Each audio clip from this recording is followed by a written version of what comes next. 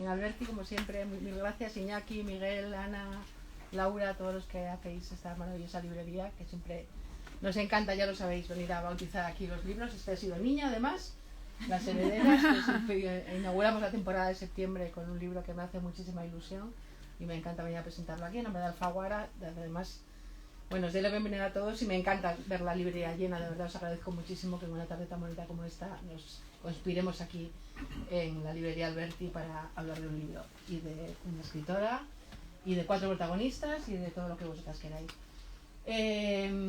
A Isa de la Cruz, que llegó ayer para... No sé de dónde, ¿verdad? Yo tampoco. Sí, iba a decir de dónde. ¿De dónde volé? De Santander, creo. Creo que en Santander, sí. De algún sitio llegó Isa de la Cruz ayer y a la pobre la tenemos mareada hablando y presentando este libro.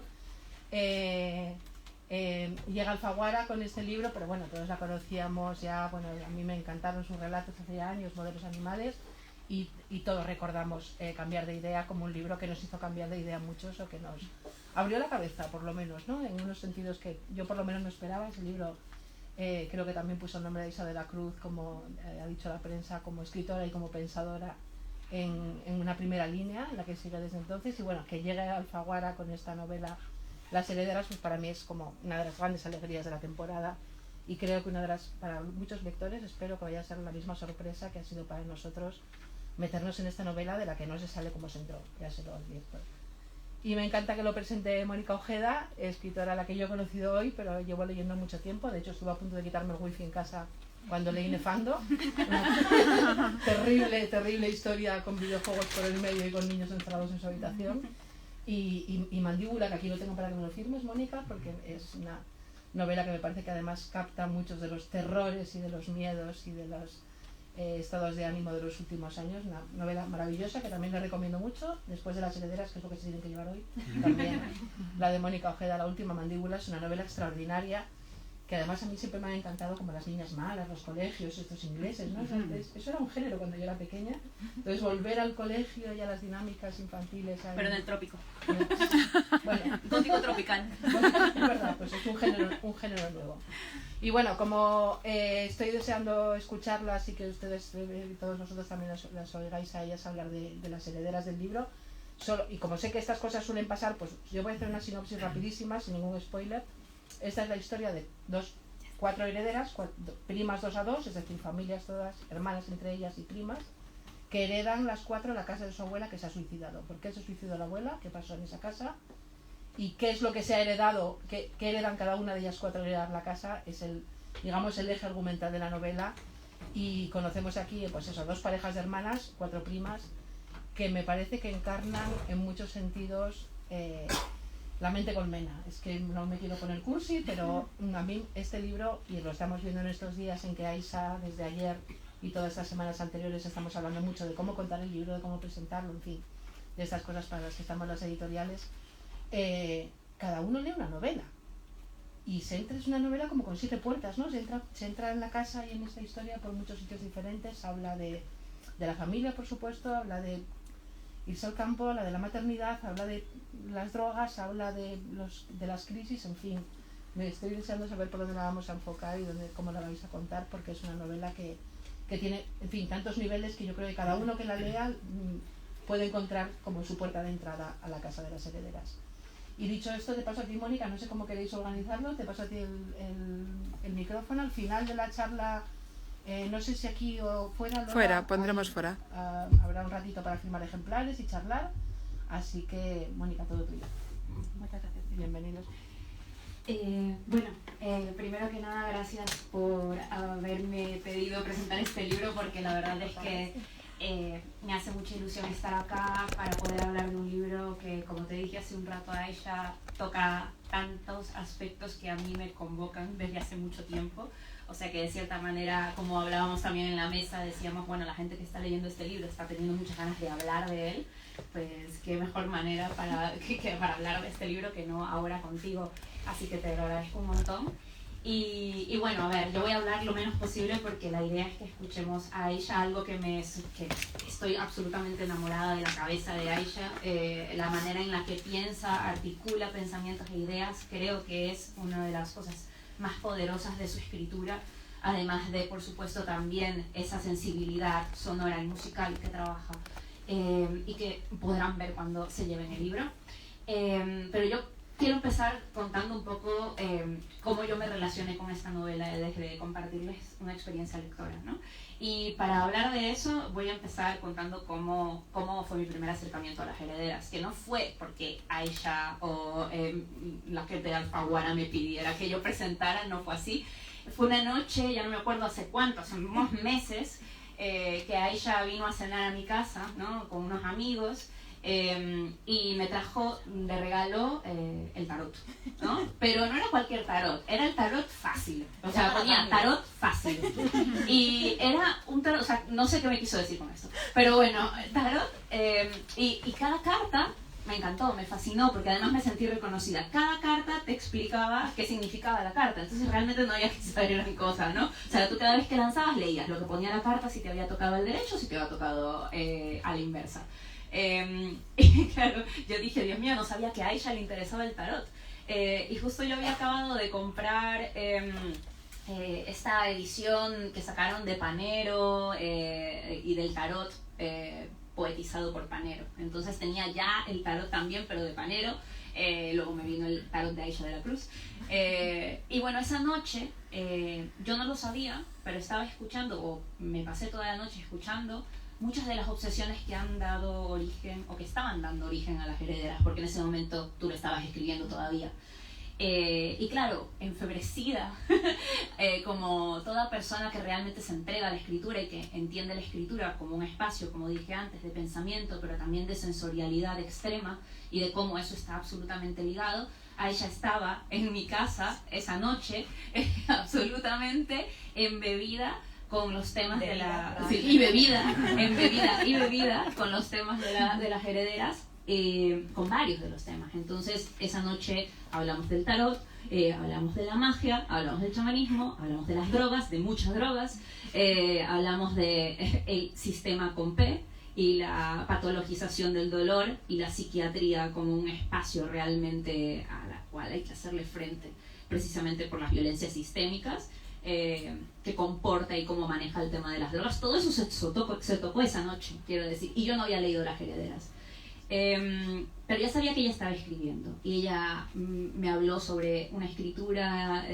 por la que estaba pasando, en donde estaba el campo, estaba la lejanía con la ciudad, había una familia compuesta por mujeres únicamente, y yo tenía como unas ideas de algo que se venía a venir.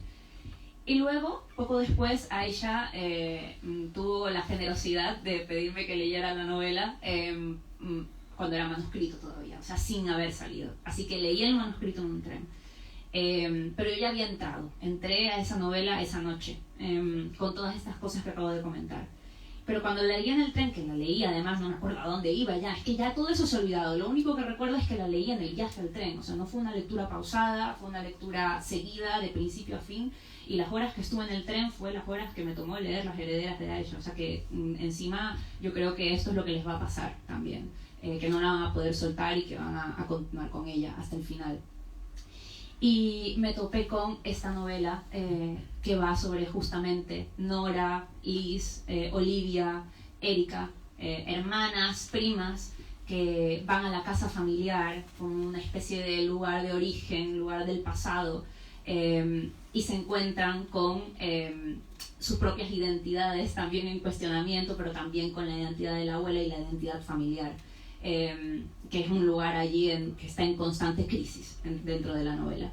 Entonces, bueno, yo solo quiero empezar, me gustaría empezar para comenzar contigo ahora a conversar, Aisha. Me gustaría empezar diciéndote que hoy día, pensando en cómo iba a empezar a hablar contigo, se me ocurrió abrir el libro de Cirlot del Diccionario de los Símbolos. Y busqué casa, ¿no? Porque estaba pensando justamente en cómo es ese espacio que es más que un paisaje dentro de tu novela, es donde congrega la familia, pero también que congrega las violencias, pero también que congrega el imaginario lisérgico que después se va a desarrollar dentro de la novela, porque sí, es una novela que tiene un aspecto gótico y lisérgico. Me parece muy importante resaltar la parte lisérgica, porque es la cosa que me parece más fascinante también cómo está trabajada dentro de la novela. Y busqué casa, y Cirlot dice sobre el símbolo casa: los místicos han considerado tradicionalmente el elemento femenino del universo como arca, casa o muro, también como jardín cerrado. Otro sentido simbólico es el que asimila estas formas al continente de la sabiduría, es decir, a la propia tradición. El símbolo arquitectónico, por otra parte, tiene en la casa uno de sus ejemplos particulares, tanto en lo general como en el significado de cada estructura o elemento. Sin embargo, en la casa, por su carácter de vivienda, se produce espontáneamente una fuerte identificación entre casa y cuerpo, y pensamientos humanos o vida humana, como han reconocido empíricamente los psicoanalistas. Annie Teilhard explica este sentido diciendo cómo, en los sueños, nos servimos de la imagen de la casa para representar los estratos de la psique. La fachada significa el lado manifiesto del hombre, la personalidad, la máscara. Los distintos pisos conciernen al simbolismo de la verticalidad y del espacio. El techo y el piso superior corresponden en la analogía a la cabeza y al pensamiento y a las funciones conscientes y directivas. Por el contrario, el sótano corresponde al inconsciente y a los instintos, como en la ciudad las alcantarillas. La cocina, que por cierto es un espacio también de congregación en la casa importante, la cocina, como lugar donde se transforman los alimentos, puede significar el lugar o el momento de una transformación psíquica, en cierto sentido alquímico, que es lo que creo que les pasa a estos personajes a lo largo de la novela. Tienen una transformación psíquica. Los cuartos de relación exponen su propia función. La escalera es el medio de unión de los diversos planos psíquicos. Su significado fundamental depende de que se vea en sentido ascendente o descendente. Por otro lado, como decíamos, también hay una correspondencia de la casa con el cuerpo humano, especialmente en lo que concierne a las aberturas, como ya había dicho Artemidoro de Laldi. Claro, hay este aspecto femenino de la casa, que creo que es simbólico, metafórico, que está ligado a un aspecto que creo que es esencial en las herederas, que es el tema de la magia. Y quiero empezar porque hablemos de eso, porque me trajiste el tarot a mi casa. Y Erika, uno de los personajes protagónicos de las herederas, hereda el tarot de su abuela. No solamente hay una herencia de casa en esta novela, es una herencia también de objetos que tienen un significado, además temporal, pero también simbólico, ¿no? Y creo que en esta novela hay una importancia en el aspecto de la magia y de lo chamánico y las plantas de poder. Y un poco querría preguntarte, y empezar por eso, si esta es una cosa que te ha interesado desde hace mucho tiempo. Quiero decir, la magia con las plantas de poder, etcétera, etcétera, esto del estado de ampliamiento de conciencia, o es algo que la novela te hizo empezar a desarrollar con interés. Bueno, muchísimas gracias, Mónica, muchísimas gracias a todos. No sé si he entendido esto. Sí.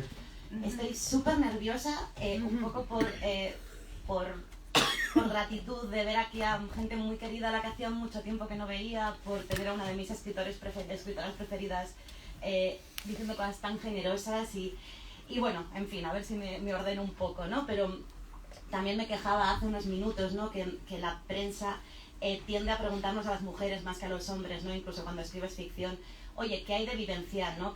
¿Cuánto de tu experiencia hay en esto? Y molesta un poco, ¿no? Porque es como, a ver, esto no es cambiar de idea, ¿no? Esto es ficción pura.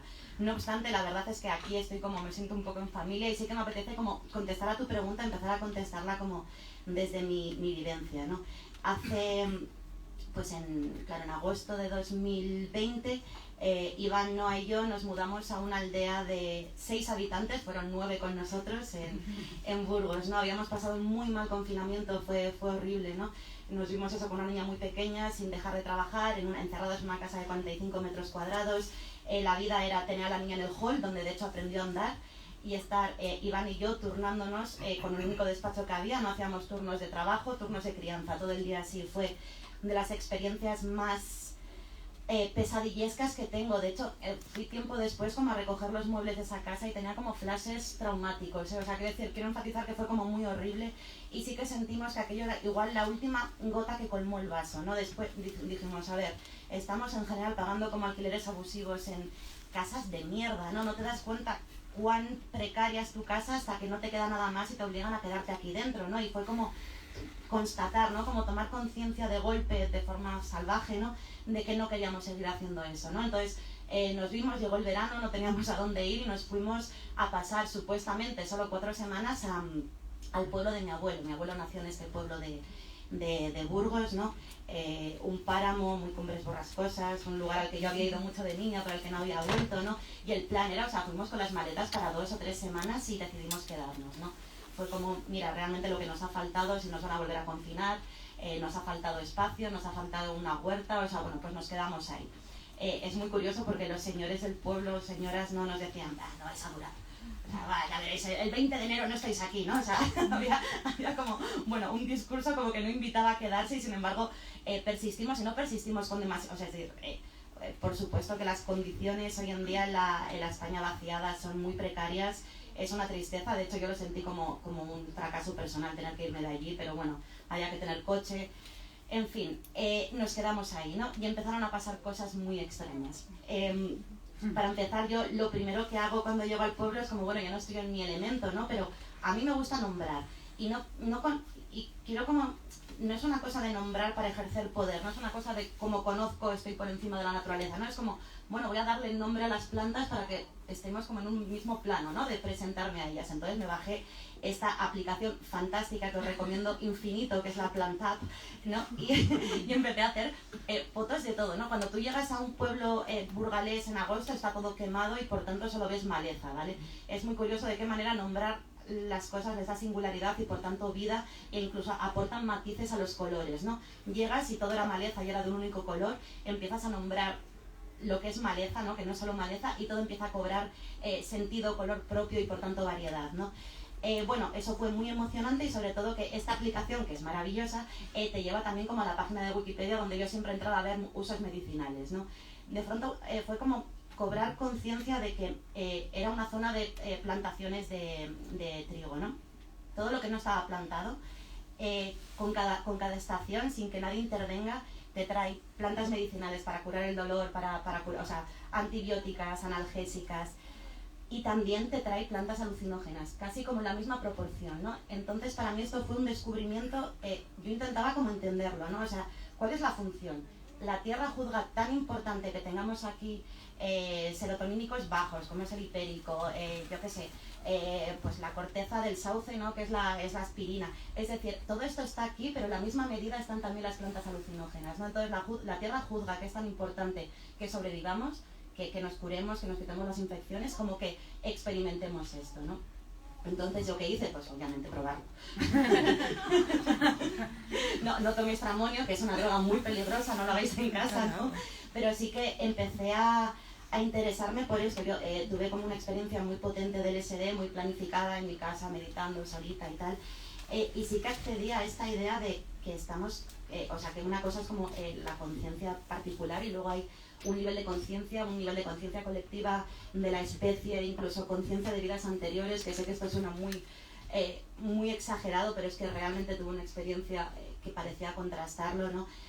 Y bueno, me quedé con esto, pero con lo que más me quedé fue con el potencial político de todo ello, ¿no? Es decir, yo nunca he sido una persona espiritual, o sea, no estoy criada en ninguna religión para empezar, ¿no?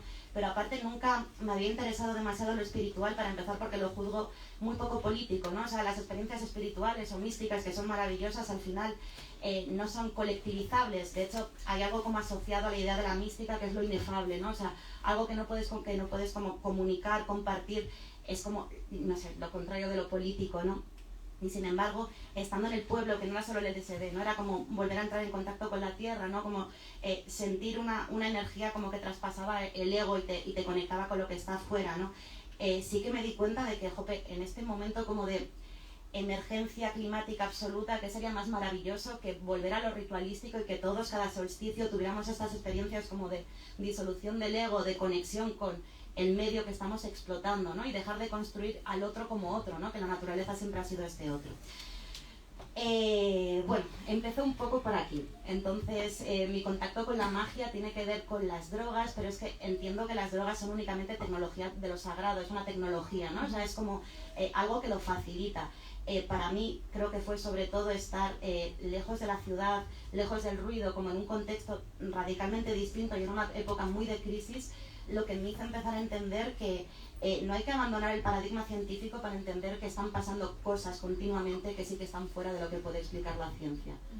Total. De hecho, estaba pensando en Liz, ¿no?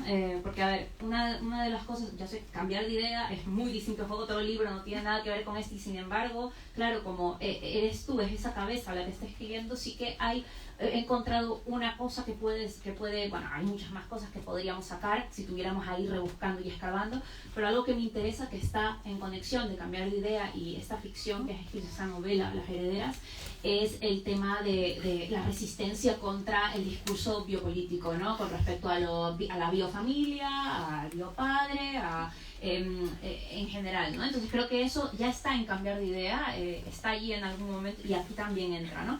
Pero justamente para ligarlo con el tema de la magia, ¿no? Liz, que es una de las protagonistas de este libro, es una de las hermanas, una prima y también madre, y tiene un pequeño niño que además hay un momento en la novela donde el niño también cambia de personalidad y de nombre, tal, él mismo decide que va a cambiar. Bueno, no quiero hacer tanto spoiler, pero aquí pasan cosas raras, ¿de acuerdo? Lisérgicas, en esta novela pasan cosas lisérgicas. Y entonces, claro, Liz es un personaje que está patologizado por la psiquiatría, varios personajes dentro de la novela, especialmente Nora, que es otro de los personajes, ya consumen drogas, pero Liz lo hace a partir de la psiquiatría, de la psiquiatrización de sus dolores, digamos, ¿no? Y claro, esa relación que ella tiene con las drogas me hizo pensar a mí, pues lo estaba leyendo, porque además esto es una frase que aparece en la novela, toda droga es chamánica, ¿no? Que es algo que aparece con mucha fuerza, ¿no? Que ya nos va haciendo esta conexión de la que está hablando Aisha también. Pero, claro, yo pensaba cuando escuchaba en mi cabeza constantemente esa frase, toda droga es chamánica, y pensaba en Liz. Y pensaba en cómo los chamanes en muchas tribus normalmente son personajes, o son personas que son enfermizas, como desde la perspectiva occidental, son personas hipersensibles, o sea, serían paz, como diríamos ahora, ¿no? Tienen una serie de características que en Occidente directamente se mandaría al manicomio, ¿no? Al centro, guárdate, porque estás loco. Y sin embargo, en determinadas culturas, en determinados espacios, el chamán, por tener estas características, es el que debe acercarse mucho más a las plantas de poder y es el que las maneja con más potencia. Y es el que, gracias a esa sensibilidad y a esa apertura, a ese lugar como de tener la piel súper sensibilizada al entorno, es quien accede a un determinado conocimiento, ¿no? Y el personaje de Liz, ¿no? Pensaba en Liz como esa especie de chamana que en nuestro mundo occidental está patologizada y con esta cuestión de no, tienes que drogarte para funcionar, y en el mundo capitalista, y lo que importa es que funciones, no tu salud, no cómo estés realmente tú, ¿no? Entonces, con lo que decías de la magia, como politizar la magia.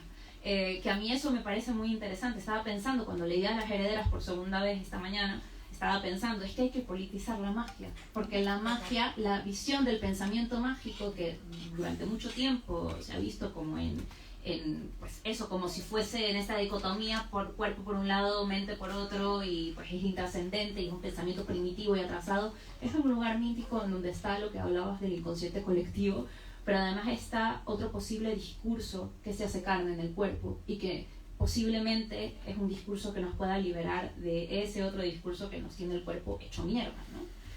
Totalmente, claro, yo he planteado la pregunta, ¿no? O sea, ¿por qué la Tierra juzga igual de importante, ¿no? Que tengamos acceso a esto que parece que tiene que ver con la supervivencia, y con que tengamos acceso como a las dimensiones de la consciencia que están más allá de este plano, ¿no? Es decir, creo que llevamos todas mucho tiempo probablemente como peleándonos con este Jameson, ¿no? Lo de que es más fácil pensar o sea, imaginar el el fin del capitalismo que alternativas al capitalismo. Claro, y siempre acabamos en lo mismo, estamos fallando, o sea, es un fallo de la imaginación, ¿no? Estamos subjetivadas por capitalismo de manera que es que la imaginación nos está fallando para inventar alternativas. Yo tengo, por tanto, mi respuesta a por qué están aquí estas plantas, ¿no? Creo que, en efecto, la única forma de salir de tu subjetividad y acceder a un imaginario que te permita volver a casa después del viaje y repensar las cosas de una forma distinta son este tipo de drogas, o lo que digo, teniendo en cuenta que las drogas son solo facilitadoras, ¿no? Que hay mucha gente que llega a estar en trance con respiraciones, hiperventilándose, meditando, o sea que no es necesaria la droga, ¿no? Pero bueno, pues para algunos sí. En todo caso, claro, y también me di cuenta, ¿no? Hablabas de Liz. Liz es la mujer que en la novela está psiquiatrizada porque ha visto algo que no puede ser y se le ha tratado como un brote psicótico y por tanto tiene un internamiento psiquiátrico, y ella además quiere ser muy buena y tomarse todo lo que le dicen porque tiene un hijo pequeño y se lo pueden quitar, ¿no?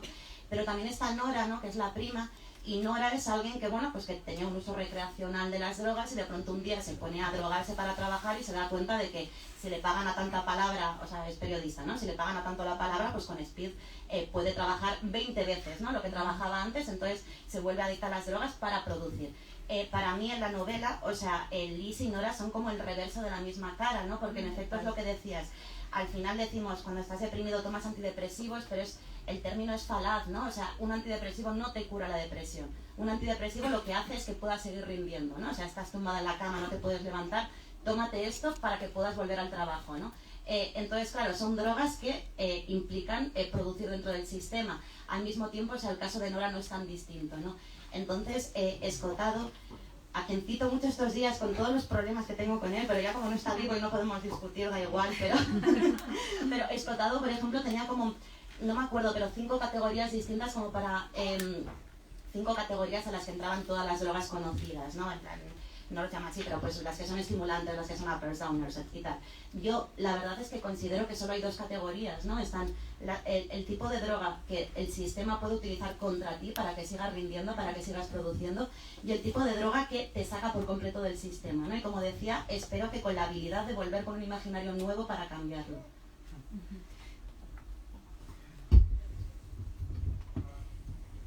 Justo estaba pensando en un momento de la novela que es maravilloso, es un momento que están paseando por el campo y de repente encuentran el estramonio, ¿no?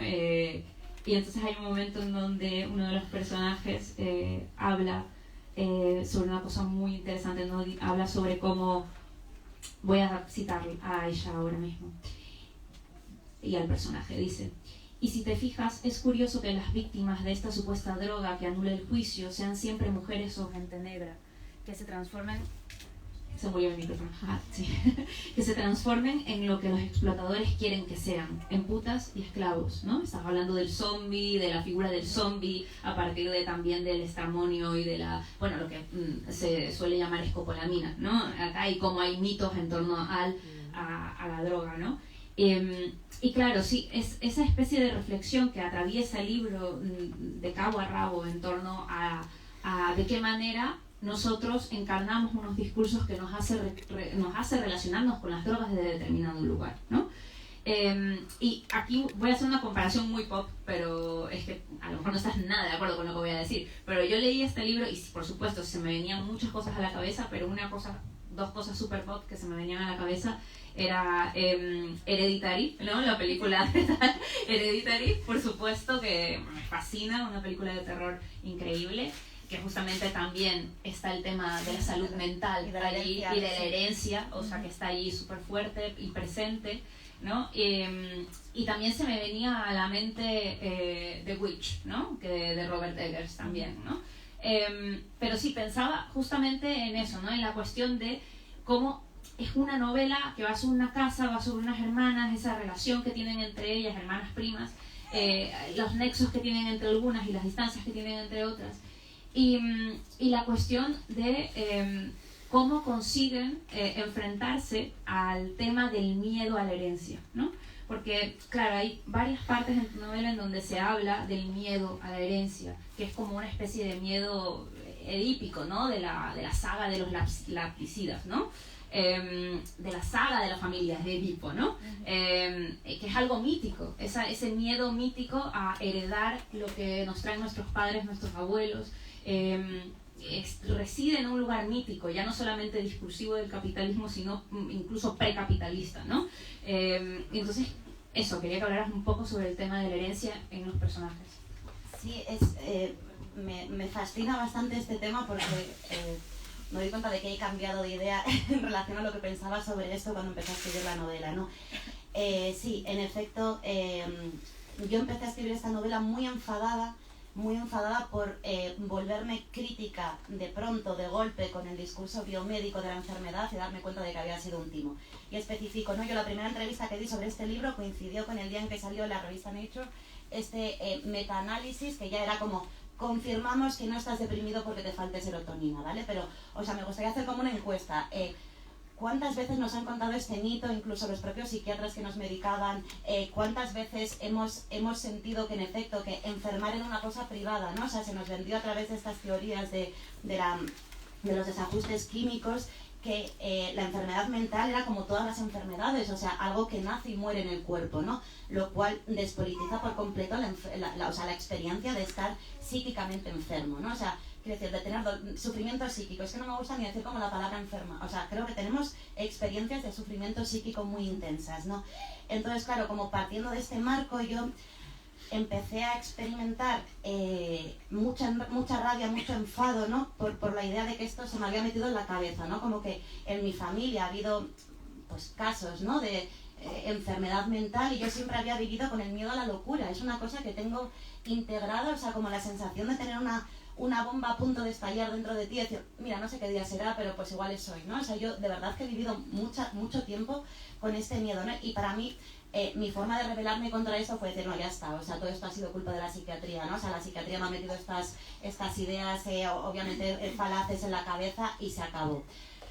Hace realmente muy poco conocí a una persona muy bonita, que creo que está por aquí, que me habló de la idea de lo sistémico en las familias, ¿no? De estas ideas de la biodescodificación familiar, que claro, que yo sobre todo interpreto en un sentido de, o sea, claro, las familias sí que son sistemas en miniatura, ¿no? Entonces, y también creo firmemente, como decía antes, en que tenemos un inconsciente que abarca cosas que no te puedes imaginar, ¿no? Entonces, de pronto, la idea de que esta idea, o sea, este miedo a heredar los pecados de los padres, que ya está en la Biblia, podría tener que ver con esta idea de cómo funcionan las familias, ¿no? De estos sistemas, o sea, quizás yo me he identificado toda la vida fuertemente con este familiar, ¿no? Cuyo destino fue X, y he hecho suyo mi destino, ¿no? Esto a priori sigue pareciendo muy conflictivo, pero es que me ha hecho llegar a un lugar bastante bonito, ¿no? Hoy me preguntaban, ¿por qué escribes? Pues tengo una historia como muy emotiva y muy bonita de por qué escribo. Yo tuve una abuela, nacida en el año 39, que pedía prestados los libros de todos los clásicos griegos en una bibliotequita que había al lado de su casa con 13 años. O sea, yo viví en una casa colmada de libros, mi abuela me leía Lorca para dormirme con 3 años, ¿no? O sea, una persona como que yo no he elegido mi vocación. El otro día me di cuenta de que yo no he elegido este destino. Lo que estoy haciendo es enmendar una herida. Mi abuela no tuvo educación formal, mi abuela no tuvo el privilegio, la cantidad de privilegios que yo tengo para materializar esto que tengo, ¿no? Entonces, de pronto, es como ver la idea de la herencia de una forma como luminosa, ¿no? Pues sí, igual yo no he elegido mi destino, sino que lo he heredado de mi abuela, ¿no? Pero estoy aquí, 2 generaciones después, cerrando una herida, ¿no? La herida de todas las violencias sistémicas que sufrieron las mujeres en su generación, que hacían que mi abuela, que se leía un libro al día, ¿no? O sea, tenía una tienda de ropa y todos los días se leía un libro y escribía cada día una reseña del libro que había leído, y tenía cuadernos y cuadernos con sus escritos que le daba mucha vergüenza enseñar a todo el mundo, y en su última época, cuando se veía muriendo, se los rompió todos, ¿no? O sea, esta vergüenza de exposición, a que la mujer entre en el espacio público. Ostras, quiero decir, puede resultar un poco opresiva la idea de que yo no he elegido mi vida, ¿no? Es decir, una mirada como individualista puede decir, ostras, pues es una faena, ¿no? Esta del peso familiar de que yo no he elegido esto. Pero creo que es mucho más interesante verlo como la oportunidad de cerrar heridas simbólicas que acarreamos desde arriba, ¿no? Entonces ya cuando empecé a escribir este libro sí que había como mucha inquina por acabar con la idea de la familia como un lastre, y estoy desde hace de verdad muy poquitas semanas no sé, como congraciándome con esta otra mirada. Leo un poco de algo que va justamente sobre el tema del dolor y que también tiene que ver con por supuesto, con el dolor familiar, que es el lugar del origen también del dolor. Si pensamos justamente en la familia como el seno en donde empiezan nuestras relaciones más pasionales, ¿no? Que las vamos a tener con los familiares. Ahí empiezan las pasiones y las pasiones tienen ese doble filo. Y aquí en un momento dices, el dolor nos alerta de que hay algo que está roto, es una llamada de atención. No hay que bloquearlo, sino encontrar su origen, le está diciendo a la chica y Olivia se disculpa, ¿no? Es algo que está presente en la novela justamente, ¿no? El tema de los personajes viajan a la casa de la abuela, algunos están interesados en saber qué le pasó a la abuela o porque saben que se suicidó, que se abrió las venas en una bañera, pero no saben por qué, y algunos quieren saber por qué, cómo llegó hasta allí y otras no quieren, ¿no? Hay quienes no quieren ahondar en el dolor y hay quienes tienen un interés por rascar en el dolor. Y justamente pensando con el tema de las drogas y de esta novela, que repito es lisérgica, pasan cosas con las drogas aquí, cosas que aparentemente empiezan como desde un lugar y terminan en otro, que no es el esperado. Pero justamente esa relación con las drogas de repente se convierte en esta novela mística, ¿no? En una relación mística.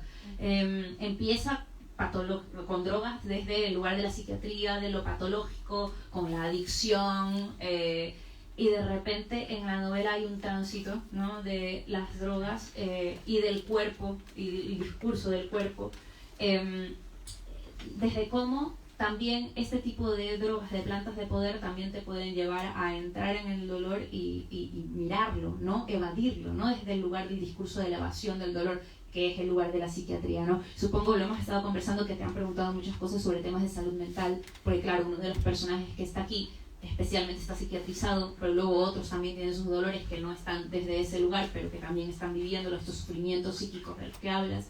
Y entonces es inevitable caer en ese lugar, ¿no? Preguntarte por ello, ¿no? Pero a mí lo que me interesa sobre todo es cómo relacionas o cómo has ido hilando esta idea de la salud mental, esta idea de profundizar y no evadir el dolor, y de qué manera sientes que esto ha ido siendo parte de la escritura de la novela y de los personajes y del propio descubrimiento identitario que tienen de sí mismos. Mira, yo esto no sé si te lo conté aquella noche, porque obviamente recuerdo poco, pero hay una anécdota personal que está como muy, o sea, que ha influido mucho este libro, ¿no? Yo escuché voces hasta los 14 años, es decir, yo un día estaba con mi madre viendo las noticias y teníamos unos vecinos muy ruidosos y hubo un momento que dije, joder, mamá, ya están otra vez molestando a los vecinos, ¿no? Y claro, fue cuando mi madre se dio cuenta porque la casa estaba en absoluto silencio. Yo tendría pues 5 años o así entonces, claro, mi madre hubo como un proceso de, oye, esto pasa recurrentemente, como de vigilancia en casa, de darse cuenta de que, bueno, pues ahí se le pasa esto, ¿no? Claro, mi madre se vio en esa época, creo que gracias a Dios, menos influida por este heurístico de tienes dolor, no hables conmigo aunque sea tu amiga, vete al psiquiatra, ¿no? O sea, creo que estamos cada vez más ahí, entonces no era tanto, pero bueno, mi madre sí que investigó, preguntó a amigas y la acabaron derivando a un buen psiquiatra infantil, ¿no? Y antes de que esto sucediera, mi madre se lo contó a mi abuela. Y mi abuela le dijo, ay hija, por favor, pero si yo llevo oyendo voces toda mi vida y no pasa absolutamente nada. Y realmente no pasó absolutamente nada. O sea, yo, de hecho, soy muy melómana, yo me acostumbré, yo lo que no podía era estar como sola, ¿no? Porque me generaba ansiedad escuchar cosas que ya sabía que no estaban, entonces pues nada, ponía la música muy alta y ya está. O sea, hay Meredith Brooks en los 90, ¿sabes? O sea, súper bien. Claro, y esto además se me pasó, no me dio ningún problema, ¿no? Claro, yo también cuando escribía esta novela, o sea, estaba muy obsesionada con esta anécdota, ¿no? Porque lo que me ha pasado es que también para escribirla he hablado, y os remito a que lo hagáis, ¿no? Con muchas compañeras del Orgullo Loco, con muchas activistas antipsiquiátricas, con muchas mujeres que han sufrido unas violencias psiquiátricas que parecen mentira en un estado que se diga democrático. O sea, me molesta mucho como estas ficciones, hay como mucha moda, ¿no? De hacer ficciones sobre lo mala que era la psiquiatría en los 50 y eso parece que exime a la psiquiatría. No, o sea, hablad con chicas que hayan vivido internamientos psiquiátricos y os van a contar el mismo nivel de violencia, ¿no? Bueno, claro, yo me planteaba mucho, jope, que habría sido de mi vida si ya recibo mi primer diagnóstico psiquiátrico con 5 años, ¿no? De qué manera también las categorías psiquiátricas, el diagnóstico psiquiátrico, se vuelve una especie de profecía autocumplida, ¿no? Sobre todo que son categorías que se vuelven identidad y te acompañan, por tanto, durante toda tu vida, ¿no?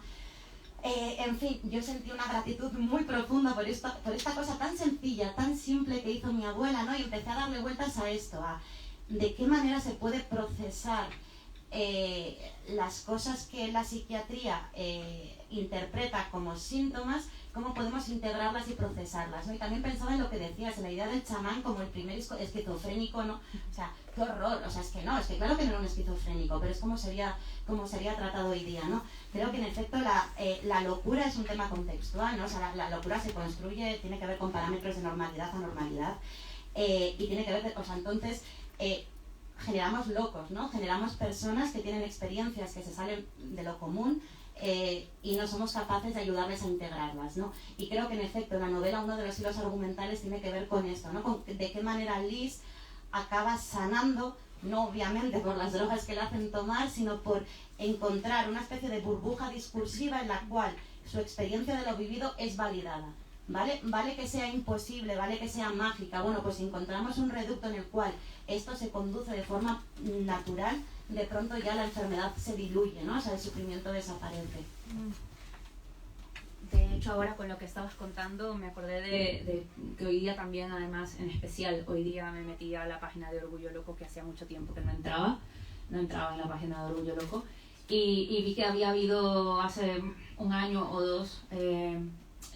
por cierto, entren a la página de Orgullo Loco en Madrid, tienen un blog muy interesante que están constantemente actualizando, y hablaban justamente de un congreso que se hizo hace unos años, que era de los escuchadores de voces. Era un congreso de escuchadores de voces, ¿no? De personas que escuchaban voces, y para hablar justamente desde este lugar, digamos que es algo que se está hablando últimamente cada vez más, la idea de pensar en otras alternativas para trabajar con determinados sufrimientos psíquicos o determinadas condiciones que son vistas como anómalas o que son vistas como que no tienen ningún espacio dentro de la productividad capitalista, justamente, ¿no? Pero bueno, estaba justamente ahora pensando también como lo que hablabas de las visiones, ¿no? Y estaba pensando justamente cómo lo ligabas a, bueno, he puesto la música para que no se escucharan las voces, ¿no? Y yo he estado últimamente leyendo mucho sobre músicos que han visto espectros, ¿no? Como Chopin o Schumann, que veían fantasmas saliendo del piano, pero luego también, claro, pensamos en Blake, ¿no? Y en sus visiones que desde niño las tenía y que dieron como pie a la poesía que él escribió. Pero luego, justamente el chamán en muchos espacios es el artista, ¿no? Es también el que canta, toca los instrumentos, a veces pinta, también produce poesía oral, etcétera, etcétera, ¿no? Entonces, ese lugar de creatividad en el pensamiento, ¿no? Como esa disociación, esa desenajenación, ¿no? que puede producir el consumo de plantas de poder, pero también esa sensibilidad que está vista como patológica, ¿no? Y que es por eso que estos personajes de las herederas deciden tomar están como explorando hasta qué momento ellas pueden regresar a las ciudades, a sus vidas, o adueñarse de la casa de su abuela, ¿no? Que eso termina siendo como una línea en donde tienen que tomar una decisión, ¿no? Y no está todavía ahí delimitada, ¿no? Entonces, bueno, sí, te quería preguntar justamente porque nos hablaras un poco más de esto, ¿no? De cómo los personajes van asumiendo esa relación con el estramonio, con las drogas en general, desde distintos lugares, ¿no? Porque hemos hablado un poco de Erika también, pero Erika también tiene una visión de lo que quiere hacer con la casa, que no está tampoco tan lejana al tema de las drogas, ¿no? Sí, no sé si contesta directamente la pregunta, pero hay un texto con el que me he peleado mucho escribiendo esta novela y es Otra vuelta de tuerca de Henry James, porque yo me di cuenta, ¿no? Cuando empiezo como a enfadarme mucho con los discursos psiquiátricos y tal, que es que Henry James inventa una cosa muy peligrosa porque se vuelve como una especie de cliché del género de terror, ¿no? Que consiste en lo siguiente. Planteamos un universo ficcional donde al principio existen fantasmas, fenómenos sobrenaturales, etcétera, y al final descubrimos que, no, es que estaba loca en general o loco, ¿no?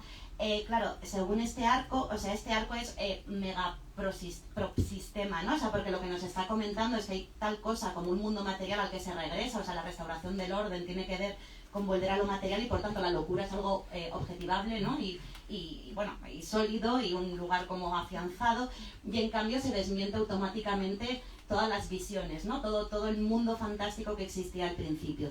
Entonces uno de los eslogans que tenía en mi cabeza, ¿no? Como cuando escribía la novela era como, no, mira, yo quiero hacer lo contrario, quiero hacer una novela en la que al principio parezca que están todas locas y luego se demuestre que lo que era verdad eran los fantasmas, ¿no? Entonces, no, en serio, y creo que, claro, el final de la novela ha habido gente que me ha dicho, bueno, pues esto obviamente es que tiene que ver con que pues Liz está alucinando, ¿no? Y, no lo sé, yo creo que las protagonistas lo que van descubriendo, ¿no? Porque Nora al final hay un momento en el que dice, mira, yo no sé si me creo esto, pero a mi prima le ha pasado una cosa traumática, muy dolorosa y no quiere comprar mi discurso, ¿no? Bueno, digamos que Erika en un momento de la novela ha sido, diríamos los demás, que ha sido víctima de una agresión machista, pero Erika se niega a entrar en el rol de víctima, o sea, se revela muchísimo contra ello y hay un momento muy incómodo. Para mí fue muy incómodo porque creo que yo allí he sido Nora muchas veces, ¿no? Nora como forzándola, no tía, tienes que reconocer que esto es tal, tienes que llamar a la policía, tienes que, o sea, y ella y la otra diciendo, a ver, no te metas en mi experiencia, yo tengo como derecho a narrar mi experiencia como me dé la gana, ¿no? O sea, que faltaría más. Yo creo que a veces he sido violenta en estos aspectos, ¿no? Y me parece bonito que al final Nora descubre que no importan tanto como los valores de verdad, ¿no? O sea, no importa tanto que realmente exista o no exista la magia, es casi como un recurso imaginativo, pero, ostras, lo imaginativo nos puede sanar mucho más que lo químico, ¿no? En ciertos contextos. Entonces, bueno, pues eso, creo que parte de la evolución de todas las protagonistas tiene que ver con ir desligándose de lo científico y acercándose a lo mágico, pero desde una perspectiva como pragmática, ¿no? Utilitaria, de, mira, pues habrá contextos en nuestra vida en los que convenga más esta verdad mística y contextos en los que, obviamente, cuando voy al médico, o sea, quiero la verdad empírica, ¿no? Pero, es decir, pero la idea de que un mundo no tiene por qué excluir al otro, ¿no? Y esto es algo, claro, una de las protagonistas, Olivia, es médico, ¿no? Y es, de hecho, la que luego tiene las visiones, entonces claro, para ella es muy conflictivo, ¿no? De qué manera dice, no, es que es imposible conjugar esto, ¿no? Como la doctora es el reverso de la chamana y se excluyen mutuamente. Bueno, pues yo no estoy de acuerdo con Olivia, ¿no? Creo que de hecho es muy, muy, muy compatible como vivir sabiendo que hay dos verdades simultáneamente, alternativas y simultáneamente ciertas que podemos ir como, pues eso, picoteando según nos convenga más. Total, justo estaba pensando en Alan Moore también, porque él tiene un libro que se llama Ángeles Fósiles, que a mí me encanta y que justamente habla sobre cómo el arte como un espacio de magia, ¿no? Entendiendo la magia como la entendía Alan Moore, que también está muy cercana a la manera en la que terminan relacionándose los personajes de la novela, ¿no? Desde un lugar como de imaginar una nueva palabra encarnada o nuevas formas de llevar el cuerpo a espacios, ¿no? A determinados espacios, ¿no? Y nada, o sea, también quería, bueno, no sé si estamos bien de tiempo ahora, ¿no? Estamos ya un poco... Voy cerrando. Bueno, quería leer lo último ya, es que, bueno, y además te voy a pedir que leas un fragmento de la novela que tú elijas. Sí, claro, tiempo, sí da tiempo. Vale, entonces mejor me elimino. Es que iba a leer El Loco del Tarot. Iba a leer El Loco del Tarot, pero bueno, no, eso lo leemos después. Pero sí me gustaría que leyeras un fragmento de la novela, algo que quieras leer, como para darle un abrebocas a la gente que está aquí. Me pediste que planeara esto y no lo he hecho. Un segundo, ¿no? Puedes ahora escogerlo al azar y ya está. No, yo creo que el primer capítulo y también, bueno, no sé si alguien tiene, si hay preguntas acá, también podemos abrir la pregunta después de que Aisha lea. Sí. Es que no sé si es demasiado largo. Yo te sugiero uno si quieres. Ah, perfecto, gracias. Mira, ya te lo han elegido, ya está. Empieza Vale. En esos primeros momentos, la casa olía y sonaba los veranos anteriores a cualquier duelo. Nora y Erika susurraban como crías, como si hubiera adultos responsables al acecho de su siguiente travesura. Su propio padre, quizás, escondido bajo el diván de la escalera, aún vivo. Y aunque el cuerpo de Lisa estaba hinchado, no gordo sino lleno de aire, a punto de echar a volar como un globo de helio que pronto se atascaría en el campanario y las contemplaría desde fuera con su indiferencia de plástico, que estuviera aquí con ella la reconfortaba tanto como cuando aún se parecía a sí misma.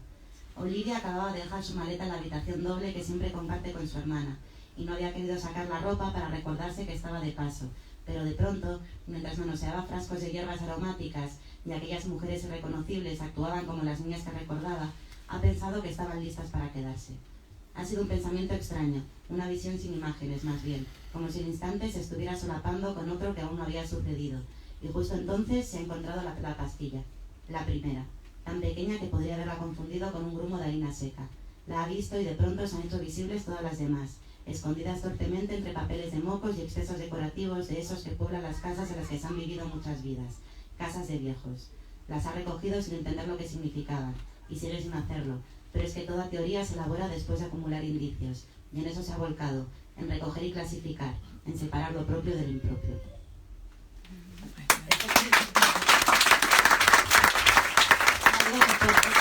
Empieza con una ventana muy graciosa, ¿no? Que llegan a la casa de la abuela y se encuentran con que todo está... Hay pastillas escondidas por toda la casa, ¿no? Como alguien yonki que va como escondiendo el alijo y se ponen a rastrearlas. Bueno, eso. Mil gracias, Mónica. Eso, no sé si alguien tiene alguna pregunta o cerramos rápido y seguimos con las preguntas en el bar de Rafaela Carrá.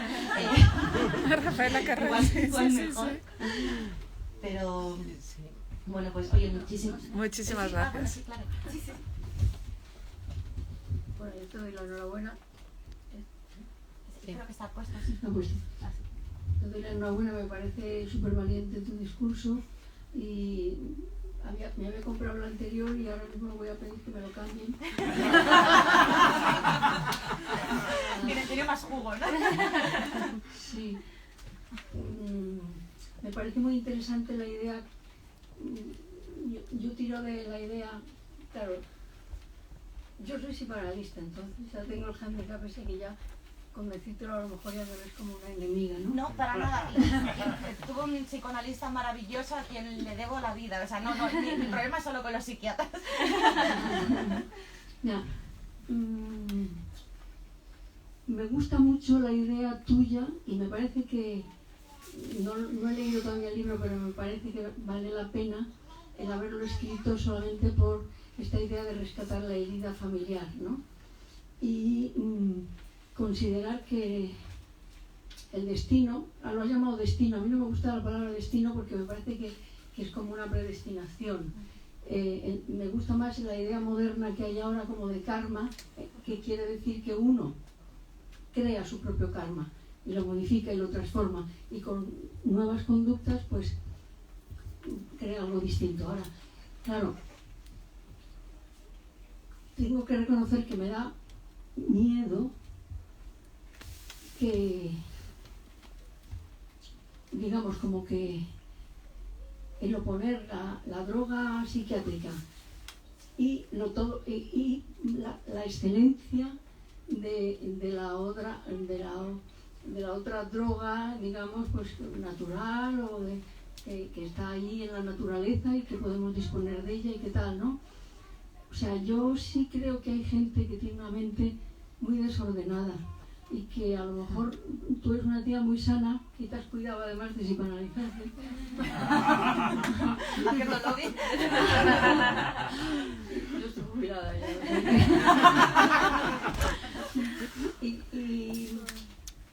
Y que también ahí, yo recuerdo en la facultad que una vez vino Castilla del Pino y dijo que la locura es desorden y la locura no puede ser creativa porque es desordenada. Tengo la experiencia de mi hermano, que era un pintor maravilloso de la nueva generación madrileña de los 70, que por droga pues tuvo repetidos brotes psicóticos, paranoides, descritos así, y lo que él dijo, no quiso tomar medicación, pero lo que dejó absolutamente de pintar, porque decía que el sufrimiento que le producía pintar, o sea, que no podía, ¿no? Entonces, yo quisiera, o sea, como... Sí, no, tengo un matiz como importante. Maticemos, ¿no? maticemos, tengamos cuidado porque podemos estar jugando con algo muy peligroso, ¿no? No, yo en realidad creo que el matiz ya lo he sugerido, es decir, a mí lo que me parece peligroso es el uso no ritualístico de las drogas en general. O sea, yo cuando hablo de utilizar las drogas como tecnologías de lo sagrado, igual no lo he mencionado como explícitamente, pero me refiero a entornos muy controlados y de hecho estoy como que he leído mucho sobre terapias mediadas por LSD, obviamente, es decir, hoy en día los terapeutas sois los nuevos chamanes de alguna manera, ¿no? Se os ha concedido como ese lugar. Una terapia, por mucho que esté desordenado una mente, una terapia bien acompañada es de hecho una terapia mucho más intensa. Creo que se puede ahorrar horas de terapia en una única experiencia del LSD, pero digo, obviamente es súper peligroso. Yo que he tomado LSD y me han pasado cosas increíbles, lo primero que pensaba es ¿cómo se procesa esto en el contexto de un concierto lleno de gente con música? No, ahí es donde te quedas, obviamente, ¿no? Pero igual sí, creo que lo que estoy de acuerdo contigo, o sea, el matiz que estoy como muy dispuesta a aportar es que sí, creo que lo que hay que recuperar es lo que venía asociado al consumo ritual de la droga. O sea, hay que hacer estas cosas en compañía de un chamán, de un terapeuta, es decir, es muy importante también cuando tomas la droga como pedir el deseo de lo que quieres ver, de lo que quieres aprender, tener claro cuál es el proceso inconsciente que quieres abordar. O sea, esto de todas maneras está muy estudiado. Tenemos que tener en cuenta que Reagan, de hecho, mandó a la basura papers exitosos sobre distintos usos, ¿no? Como terapéuticos e incluso creativos. Había un estudio, ¿no? Como con personas atascadas en su campo de la ciencia que después de tomar LSD como que solventaban problemas. Todo esto, es decir, desapareció. Teníamos como un corpus científico interesante en torno al buen uso, ¿no? De este tipo de fármacos, que también son fármacos que la prohibición, o sea, la guerra contra las drogas la aniquiló. Y yo insisto, por supuesto, creo que las drogas, que toda droga puede ser chamánica, de hecho incluso las que son farmacológicas, son recientes, siempre y cuando estén consumidas en el contexto de un rito chamánico en este sentido, ¿no? De que haya un ritual que te conecte con el sentido de la pregunta, ¿no? Que creo que tomar este tipo de drogas es siempre hacer una pregunta. Bueno, muchísimas gracias, Aisha, muchísimas gracias, Mónica, muchas gracias a todos. Seguimos arriba, Aisha estará firmando ejemplares. Vamos a poner la mesa afuera. Muchas gracias a todos los que nos han seguido por Instagram. Es verdad. O sea que... Seguimos aquí, perdón. Muchas gracias a todos. Y gracias, Alberti. Muchas gracias. Lola.